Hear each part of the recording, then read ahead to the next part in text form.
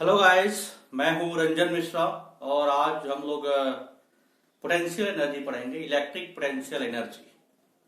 ठीक है। इस टर्म को ऑलरेडी हम लोग 11th क्लास में डिटेल में पढ़ चुके हैं। चैप्टर का नाम था work power energy. 11th class का नाम जैसे सुनते हैं बच्चे डर जाते हैं। वर्क पावर एनर्जी में हमने पोटेंशियल एनर्जी के बारे में क्या पढ़ा कि पोटेंशियल एनर्जी एक स्टोरेज एनर्जी है। जब भी हम पोटेंशियल एनर्जी की बात करते हैं, it implies storage of energy. System का जो कॉन्फ़िगरेशन होता है उसकी वजह से जो एनर्जी स्टोर होता है, दैट इज पोटेंशियल एनर्जी। जिस तरीके से काइनेटिक एनर्जी था, kinetic energy utilization of energy को बताता है। जब भी काइनेटिक एनर्जी की बात करेगी तो वो यूटिलाइज हो रहा होगा, लेकिन जब भी कभी पोटेंशियल एनर्जी की बात होगी, इट इज स्टोर्ड। हमेशा स्टोरेज के टर्म में इसको बात करेंगे, पहली चीज। दूसरी चीज, जब भी हम पोटेंशियल एनर्जी की बात करते हैं, कंजर्वेटिव फील्ड में बात करेंगे। ठीक है। अगर कंजर्वेटिव फील्ड नहीं है तो फिर हम पोटेंशियल एनर्जी की बात वहां पे नहीं करेंगे, क्योंकि इलेक्ट्रिक फील्ड कंजर्वेटिव फील्ड होता है। इसलिए हम इलेक्ट्रिक पोटेंशियल एनर्जी की यहां पे हम बात कर पा रहे हैं। तीसरी चीज, जब भी कोई वर्क करना होगा, चाहे मैं करूं या मेरे ऊपर कोई काम हो, एनर्जी का ट्रांसफर मस्ट है। वर्क का मतलब ही होता है, वर्क करने का मतलब या वर्क करवाने का मतलब ही होता है कि एनर्जी का ट्रांसफर हो रहा है। सिस्टम पर वर्क हो रहा है, इसका मतलब होता है कि सिस्टम के अंदर एनर्जी ट्रांसफर हो रही है। सिस्टम के अंदर सिस्टम वर्क कर रहा है, दैट मींस सिस्टम बाहर एनर्जी ट्रांसफर कर रहा है। ये एक मोटा मोटी एक जनरल इंटरप्रिटेशन पोटेंशियल एनर्जी के बारे में हमें 11th क्लास से पता है। ठीक है। ये भी पता है कि पोटेंशियल एनर्जी का जो ग्रेडियंट होता है वो हमें फोर्स देता है। ठीक। जो एफ होता है minus D you upon D R, ये भी हम लोग पढ़ चुके हैं 11th क्लास में। जो पोटेंशियल एनर्जी पढ़ते हैं वहां पे डिटेल में पढ़ते हैं। यहां पे हमें इलेक्ट्रिक पोटेंशियल एनर्जी के बारे में बात करनी है। ठीक। अब इलेक्ट्रिक पोटेंशियल एनर्जी का कंसेप्ट क्या है समझिए। हमने कहा कि अगर कोई चार्ज है और उसकी वजह से कोई इलेक्ट्रिक फील्ड है, मान लीजिए एक चार्ज है Q1, ठीक है, इसकी वजह से एक इलेक्ट्रिक फील्ड होगा। अगर इस इलेक्ट्रिक फील्ड में कोई दूसरा चार्ज आता है, ठीक है, मान लीजिए यहां से r डिस्टेंस पे दूसरा चार्ज आया, ठीक है, अगर ये पॉजिटिव मान लेते हैं इसको किस देर के लिए, अगर ये आने वाला चार्ज भी पॉजिटिव है तो क्या करेगा, इसको रिपेल करेगा, इसको जबरदस्ती अंदर आना पड़ेगा। दैट मींस Q2 को वर्क करके अंदर आना पड़ेगा। इसका मतलब वो वर्क जो इस सिस्टम के अंदर होगा वो as a potential energy system के अंदर स्टोर होगा। अगर ये निगेटिव होता तो ये खुद ही खींच लेता और फिर सिस्टम वर्क करता। In this case also energy system के अंदर स्टोर होती। यही असल इलेक्ट्रिक पोटेंशियल एनर्जी एक कंसेप्ट है कि अगर इलेक्ट्रिक फील्ड में अगर कोई चार्ज एक जगह से दूसरी जगह जाता है तो फिर वर्क डन करना पड़ता है। ठीक है। अब देखते हैं इसका एक डेरिवेशन, पहले डिफिनेशन देख लेते हैं। यहां लिखा हुआ है ऑलरेडी बहुत देर से। क्या लिखा हुआ है? We define change in electric potential energy of a system as negative of work done by electric forces as configuration of system changes, that is potential energy जो होगा माइनस ऑफ वर्क डन होगा। ये formula हम लोग अभी derive करेंगे। ठीक, derive करते हैं, देखते हैं। मान लीजिए कि एक यहां पे चार्ज है Q1 और एक यहां पे चार्ज है Q2, ठीक है, इसको A बोल दिया और इसको B बोल दिया। इस चार्ज को, इसको क्या करते हैं, ये रेस्ट में रख रहे हैं। इस वाले चार्ज को हम लोग रेस्ट में रख देते हैं और इस वाले चार्ज को मोशन में लाते हैं, इसको मूव करते हैं। मान लीजिए यहां से घुमाते घुमाते घुमाते यहां C पे लेके गए, ठीक। ये जो डिस्टेंस है इनिशियल R1, यहां से यहां तक का R1 है, और C तक का डिस्टेंस ये R2 है। ठीक, समझ में? अब हम बात करते हैं एक इनिशियल स्टेज में, जब हम इसको स्लोली यहां से यहां तक ले गए थे, तो किसी इंटरमीडिएट पॉइंट मान लीजिए D पे था, तब ये डिस्टेंस R था। ठीक है, और इसको स्लोली यहां से यहां D से E तक ले गए, कितना डिस्टेंस? dr distance. ठीक, हम Q1 और Q2 दोनों को पॉजिटिव लेके चल रहे हैं। अब देखिए, जब ये Q2 यहां पे होगा, ए भी पॉजिटिव, इसके ऊपर फोर्स इधर की तरफ लगेगा। ठीक है, क्लियर है? तो एट पॉइंट डी उस पर कितना फोर्स लग रहा होगा? F equal to 1/4πε0 Q1 Q2 upon यहां से यहां का डिस्टेंस R। ठीक, अब हमने क्या कहा, इसको स्लोली यहां से यहां ले गए, कितना डिस्प्लेसमेंट हुआ? dr। ठीक है, जिधर फोर्स का डायरेक्शन है, जिधर फोर्स है उधर ही डिस्प्लेसमेंट हुआ, एंगल 0 हुआ। ठीक, तो वर्क डन, जो डिफरेंशियल वर्क डन हुआ, कितना हो जाएगा? F डॉट dr, 0 एंगल है तो F dr हो गया, और इसकी वैल्यू क्या आ गई? 1/4πε Q1, ये स्क्वायर होगा ना, Q1 Q2 upon R square dr। ठीक, अब मैं चाहता हूं कि यहां से ये इनिशियल स्थिति थी और ये फाइनल तक ले जाने में टोटल वर्क डन कितना हुआ?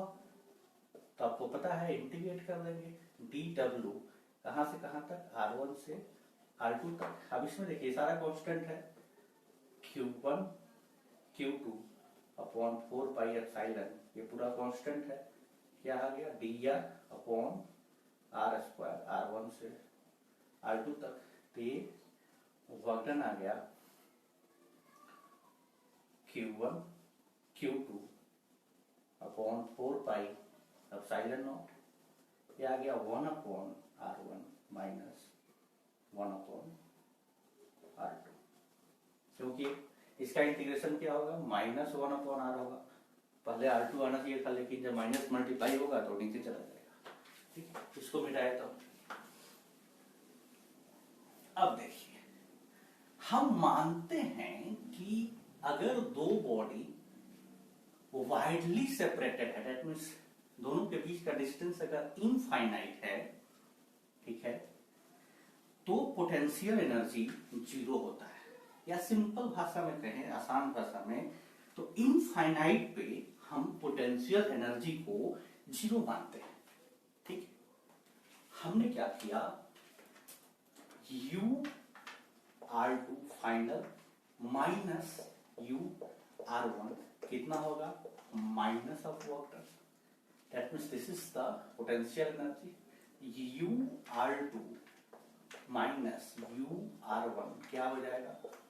Q1 Q2 अपॉन 4πε0, और ये उल्टा हो जाएगा 1/R2 माइनस 1/R1। अब यहां पे हम मान रहे हैं, यहीं पे एग्जाम्पल लेते हैं, मान लीजिए कि शुरू में चार्ज इनफाइनाइट पे है और उसको हम R डिस्टेंस पे लाए हैं। दैट मीन्स अगर मैं R1 को इनफाइनाइट मान लूं तो U(R1) क्या हो जाएगा? 0, और फाइनल जो है पोजीशन उसको R मान लूं तो ये U(R2) R हो जाएगा। अब यहां से UR की वैल्यू क्या आ जाएगी? 1/R, इन्फिनिटी हो गया। ये वैल्यू क्या आ जाएगी? 1/4πε0, ठीक है, Q1 Q2 अपॉन R। ये हमारा फाइनल रिजल्ट आ जाएगा। ठीक है, ये तब आया जब दो चार्ज की बात की जा रही है। दो चार्ज है, एक Q1 है और एक Q2 है, और इसके बीच का डिस्टेंस R है। ठीक है, समझ में आया? अब आगे बात करते हैं।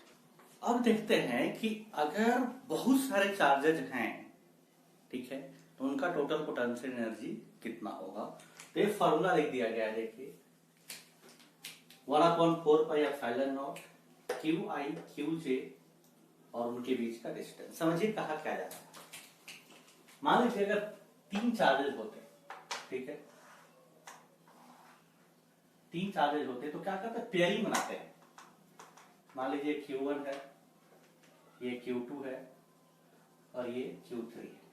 इसके बीच का डिस्टेंस अगर R1 है, ये R2 है और ये R3 है।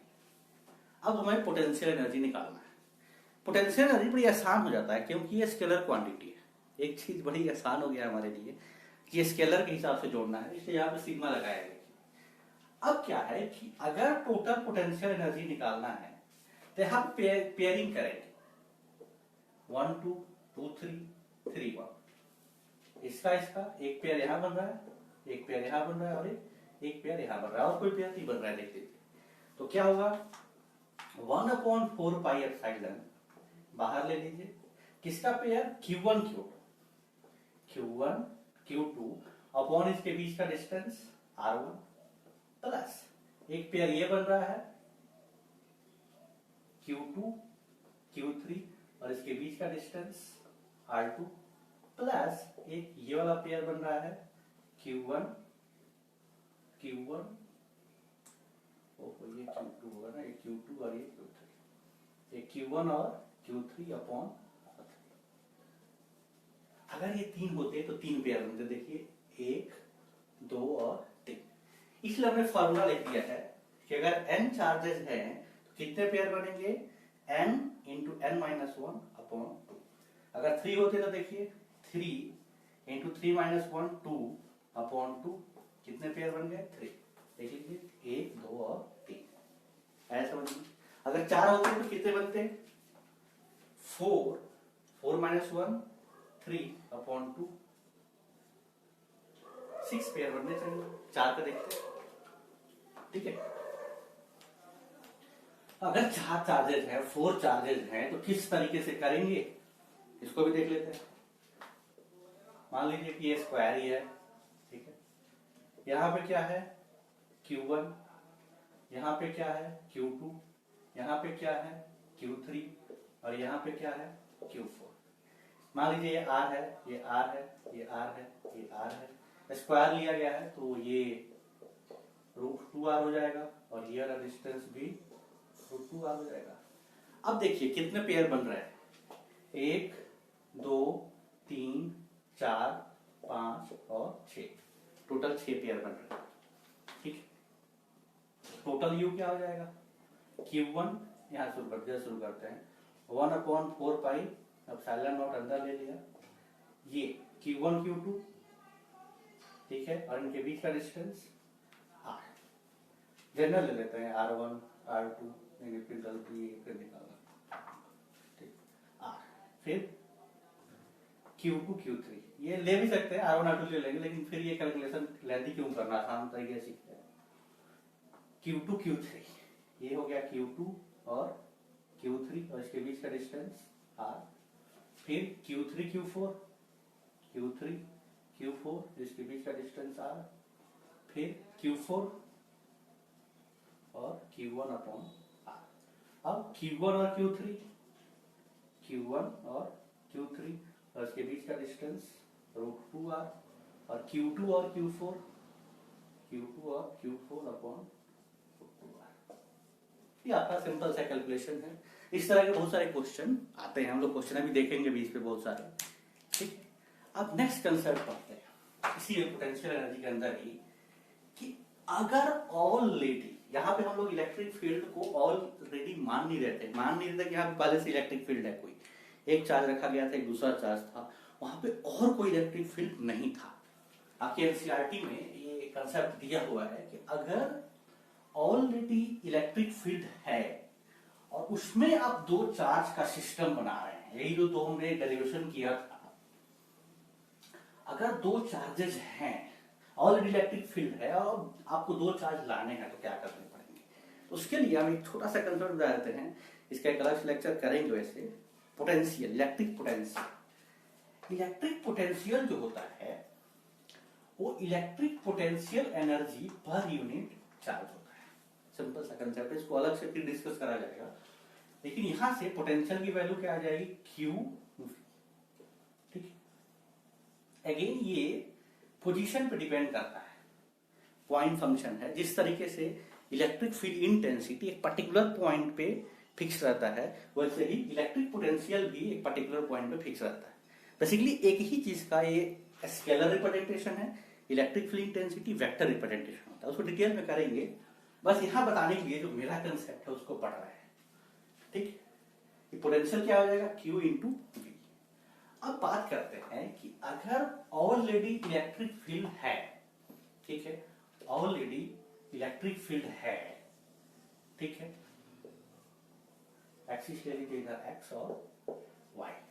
अब इसमें दो चार्ज अगर आप लाते हैं तब सिस्टम का टोटल पोटेंशियल एनर्जी क्या होगा। ठीक है, तो मान लीजिए कि पहले क्या लाया, Q1 को लाया और इसका पोजीशन कितना है, R1। ठीक, तो जब इसको इस इलेक्ट्रिक फील्ड में लाएंगे तो इसका पोटेंशियल कितना होगा, बोल दीजिए इसको U1, और U1 की वैल्यू क्या हो जाएगी, Q1 इंटू वी। कहां पे, R1 पे, क्योंकि अभी हमने क्या पढ़ा, V equal to Q B, U equal to Q B.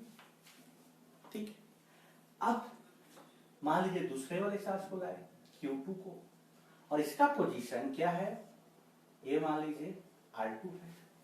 इसकी वजह से पोटेंशियल एनर्जी क्या होगी, उसकी वजह से होगी Q2 V, कहां पे, R2 वाले पोजीशन पे। ठीक, ये दो पोटेंशियल एनर्जी का टर्म किसकी वजह से आ गया, ऑलरेडी एग्जिस्टिंग इलेक्ट्रिक फील्ड की वजह से। अब क्योंकि ऑलरेडी ये पढ़ा हमने कि अगर दो चार्ज है तो उसकी वजह से खुद इलेक्ट्रिक पोटेंशियल एनर्जी होगा। इसको अगर मैं Q3 बोल दूं तो ये कितना होगा, 1/4 पाई एप्सिलॉन Q1 Q2, और इसके बीच का डिस्टेंस इसको अगर मैं R12 बोल दूं तो यहां से टोटल पोटेंशियल एनर्जी क्या हो जाएगा, Q1 V R1 Q2 V R2 plus 1/4 pi epsilon not Q1 Q2 upon R1। ये था आपका टोटल इलेक्ट्रिक पोटेंशियल एनर्जी का कंसेप्ट। ठीक है, अब इस पे हम लोग, हेलो गाइस, मैं हूं रंजन मिश्रा और आज हम लोग कुछ क्वेश्चन करते हैं इलेक्ट्रिक पोटेंशियल एनर्जी के ऊपर।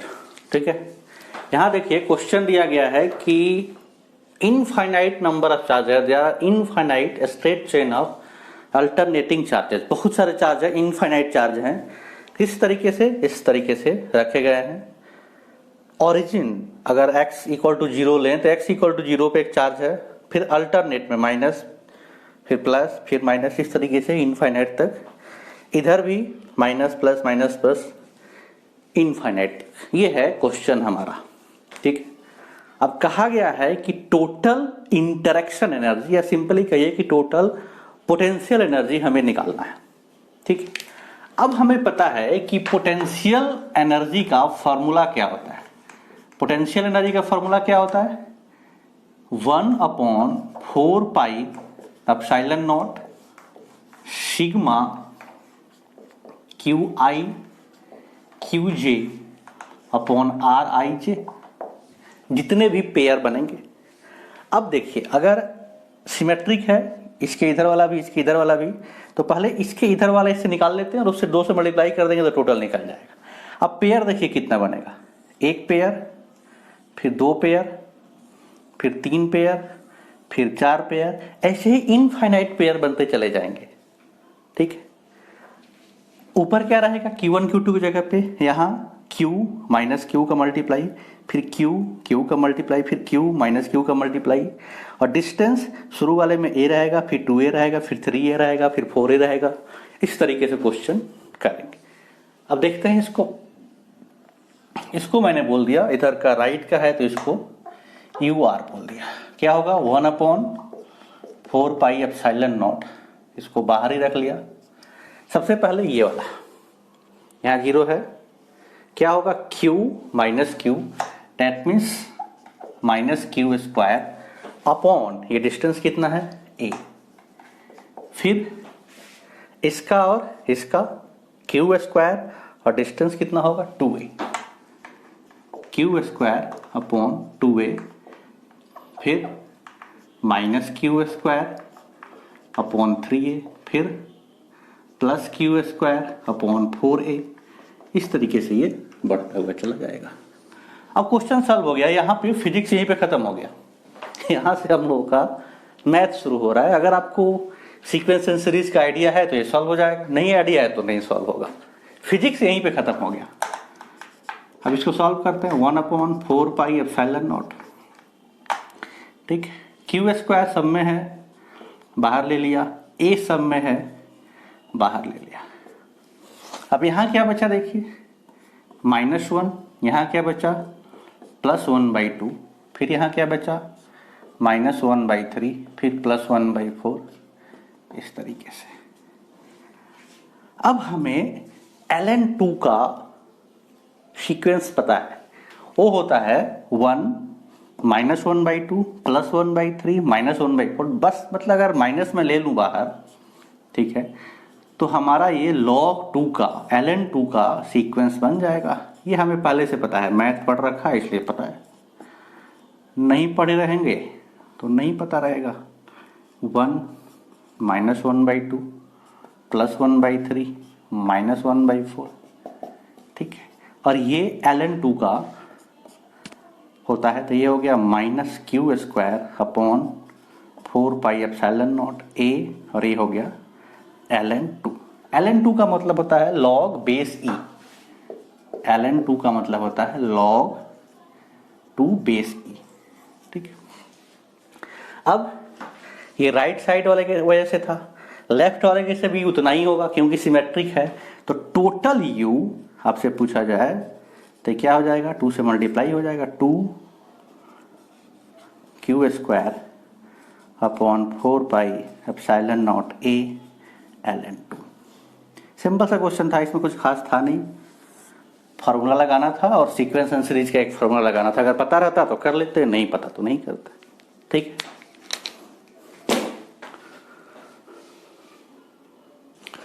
अब नेक्स्ट क्वेश्चन देखते हैं। ये एनसीईआरटी का क्वेश्चन है, ठीक है। कहा गया है कि एक स्क्वायर है जिसपे 4 चार्ज रखे गए हैं। ए पे Q, यहाँ -Q, यहाँ +Q और यहाँ पे -Q। कहा गया है कि find the work required to put together this arrangement. Simply पूछा यह गया है कि आप टोटल पोटेंशियल एनर्जी निकालिए। कैसे ही पूछा जाए कि इंटरेक्शन एनर्जी बताइए, या work required to arrange the system, या कन्फिगर द सिस्टम, या पुट टुगेदर, कुछ भी कहा जाए, सबका एक ही मतलब होता है कि आपसे पोटेंशियल एनर्जी पूछा गया है, ठीक है। अब पोटेंशियल एनर्जी का फॉर्मूला आपको क्या पता है? पोटेंशियल एनर्जी का फॉर्मूला है 1/4 pi epsilon not sigma QI QJ upon RIJ, ठीक। पेयरिंग करनी है। अब देखिए कितना पेयर बनेगा, 1 2 3 4 5 और 6। फॉर्मूला बता चुका हूं, n × n-1/2, ठीक। अब पेयरिंग कर दीजिए। 1/4 पाई एप्सिलॉन नॉट सब में बाहर ले लीजिए। ये Q और -Q क्या हो गया, -Q² अपॉन उनके बीच का डिस्टेंस a है, ठीक। अब यहां देखिए ये क्या है, -Q और Q² अपॉन इनके बीच का डिस्टेंस a है, 2 बार आ गया। Q -Q डेट मीन्स फिर से -Q², इनके बीच का डिस्टेंस a है, और यहाँ देखिए Q और -Q, डेट मीन्स यही टर्म 4 बार आया हुआ है, तो 4 से मल्टीप्लाई कर दीजिए, ठीक है। अब देखिए इनका -Q × -Q +Q² अपॉन इसके बीच का डिस्टेंस ये क्या होगा, √2a। सिमिलरली ये वाला Q into Q Q square, that means ये वाला टर्म भी 2 बार आया Q square upon root 2a। ठीक, क्वेश्चन सॉल्व हो गया। अब इसको सॉल्व कर लीजिए थोड़ा सा और आगे। क्यू स्क्वायर पूरा माइनस क्यू स्क्वायर बाहर ले लेते हैं, माइनस क्यू स्क्वायर, ए को बाहर ले लीजिए। यहाँ क्या बचा 1 अपॉन 4 पाई एप्सिलॉन नॉट, यहाँ का बच्चा 4 और ये रूट 2 से रूट 2 कट गया, रूट, ये आपका टोटल पोटेंशियल एनर्जी आ गया। This is the work required to make this system. Simple सा क्वेश्चन था, इसमें कुछ खास था नहीं। ठीक है, मैं हूं रंजन मिश्रा और आज हम लोग इलेक्ट्रिक पोटेंशियल पढ़ने वाले हैं। ठीक है, इलेक्ट्रिक पोटेंशियल होता क्या है ये जानेंगे और उस पर 1-2 क्वेश्चन करेंगे। इलेक्ट्रिक पोटेंशियल जिस तरीके से इलेक्ट्रिक फील्ड इंटेंसिटी होता है वो क्या है, इलेक्ट्रिक फील्ड का किसी पॉइंट पे क्या स्ट्रेंथ है उसका वेक्टर रिप्रेजेंटेशन है। अगर कोई चार्ज है तो उसके चारों तरफ एक रीजन होता है जहां पे वो फोर्स लगा सकता है। ठीक है, उसी चीज को आप इलेक्ट्रिक फील्ड इंटेंसिटी से रिप्रेजेंट करते थे। इलेक्ट्रिक फील्ड है, एक चार्ज है, उसके चारों तरफ इलेक्ट्रिक फील्ड है, किसी पॉइंट पे कितना स्ट्रेंथ होगा इलेक्ट्रिक फील्ड का उसको आप इलेक्ट्रिक फील्ड इंटेंसिटी से रिप्रेजेंट करते थे। उसी चीज को हम अब एक स्केलर क्वांटिटी से रिप्रेजेंट करने वाले हैं जिसको हम लोग बोलेंगे इलेक्ट्रिक पोटेंशियल। इसलिए मैंने लिखा कि इलेक्ट्रिक फील्ड का ही 2 रिप्रेजेंटेशन होता है, electric field intensity vector representation होता है और इलेक्ट्रिक पोटेंशियल स्केलर रिप्रेजेंटेशन होता है। क्लियरली समझ लीजिए कि अगर एक चार्ज है, यहां से r डिस्टेंस पे एक पॉइंट P है, तो आप यहां पे एक इलेक्ट्रिक फील्ड इंटेंसिटी निकालते थे। सिमिलरली इसी चार्ज की वजह से उसी पॉइंट पे इलेक्ट्रिक पोटेंशियल भी निकालेंगे। ठीक, और ये दोनों इंटर रिलेटेड हैं, इसके बीच हम रिलेशनशिप एस्टेब्लिश करेंगे। इनफैक्ट जब आप डीप में जाएंगे तो एक ही चीज का रिप्रेजेंटेशन है, तो अलग अलग तरीके से रिप्रेजेंट करते हैं। इसलिए हम मोटा मोटी तौर पे बोलते हैं कि एक स्केलर रिप्रेजेंटेशन है और एक वेक्टर रिप्रेजेंटेशन है।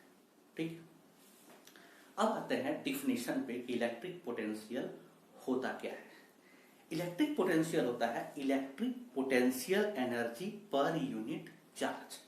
इलेक्ट्रिक पोटेंशियल एनर्जी हम लोग पढ़ चुके हैं कि अगर कोई इलेक्ट्रिक फील्ड है, उस फील्ड के अंदर एक जगह से दूसरे जगह पे अगर किसी टेस्ट चार्ज Q0 को ले जाते हैं तो एक काम करना पड़ता है, you have to do a work. ठीक, वो जो वर्क है एज ए पोटेंशियल एनर्जी उस सिस्टम के अंदर स्टोर होता है। That potential energy per unit charge is called electric potential. ठीक, इसलिए डिफिनेशन लिखा हुआ है, electric potential at any point is defined as electric potential energy per unit charge, same as electric field जिस तरीके से हम डिफाइन करते थे इलेक्ट्रिक फोर्स पर यूनिट चार्ज। इसलिए इसका फॉर्मूला क्या आया, electric potential energy per unit charge. अब इसका यूनिट क्या हो जाएगा, ये जूल है, ये कूलम है, तो जूल पर कूलम। ठीक है, अब हम लोग कैलकुलेट करते हैं कि इलेक्ट्रिक पोटेंशियल किसी पॉइंट पे कितना होगा एक टेस्ट चार्ज की वजह से। ठीक, electric potential due to a point charge कैसे करते हैं देखिए। मान लिया कि यहां पे एक चार्ज है Q, ये यहां पे फिक्स्ड है। ठीक, इसको यहां पे फिक्स कर दिया, इसको पॉइंट A बोल दिया। यहां से R डिस्टेंस पे एक पॉइंट है B, इस पॉइंट पे हमें इलेक्ट्रिक पोटेंशियल निकालना है। हमने माना कि यहां पे एक टेस्ट चार्ज है Q0। ठीक, समझ में आया, एक चार्ज है Q, ये फिक्स है यहां पे, इसकी वजह से R डिस्टेंस पे एक पॉइंट है B, वहां पे हमें इलेक्ट्रिक पोटेंशियल निकालना है। अब आते हैं कैसे निकालेंगे। तो इसके लिए हम क्या करते हैं कि मानते हैं कि ये जो चार्ज है ये पहले इनफाइनाइट पे था।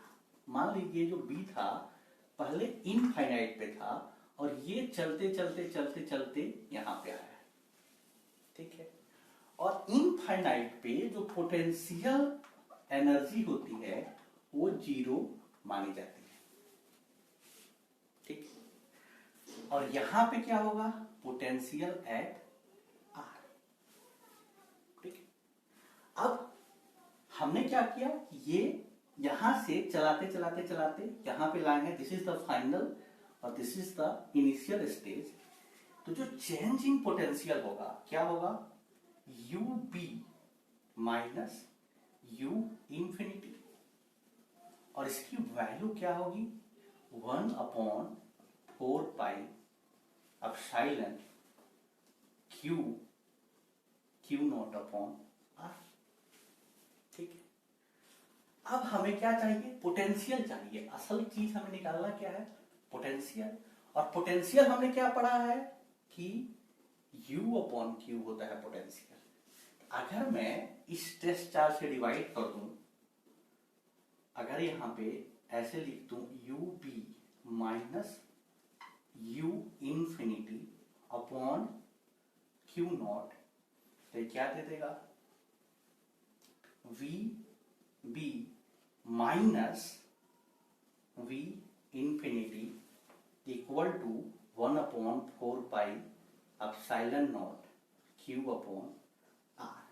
अब ये वैल्यू 0 है क्योंकि हम क्या करते हैं, यहां पे 0 मानते हैं इंफिनिटी पे, ये वैल्यू 0 है तो ये वाला टर्म 0, दैट मींस ये वाला टर्म भी 0 आ जाएगा और फाइनल हमारा रिजल्ट क्या आ जाएगा, V B equal to 1/4 pi epsilon Q upon R. That means किसी चार्ज कैपिटल क्यू की वजह से आर डिस्टेंस पे जो इलेक्ट्रिक पोटेंशियल होगा वो होगा 1/4 pi epsilon naught Q upon R, ठीक है। अब अगर बहुत सारे चार्जेस होते, ठीक है, बहुत सारे चार्जेस हैं और उसकी वजह से इलेक्ट्रिक पोटेंशियल पूछा जाता है, तब क्या करेंगे, हमें पता है कि पोटेंशियल क्या है, एक स्केलर क्वांटिटी है, तो स्केलर के हिसाब से जुड़ जाएगा। तो अगर टोटल निकालना है तो क्या होगा 1/4 पाई एप्सिलॉन नॉट और फिर Q I upon Q R. जितने चार्ज होंगे सबकी वजह से एक एक निकाल के जोड़ देंगे, हमारा रिजल्ट आ जाएगा, ठीक। अब इस पे हम लोग कुछ क्वेश्चन है।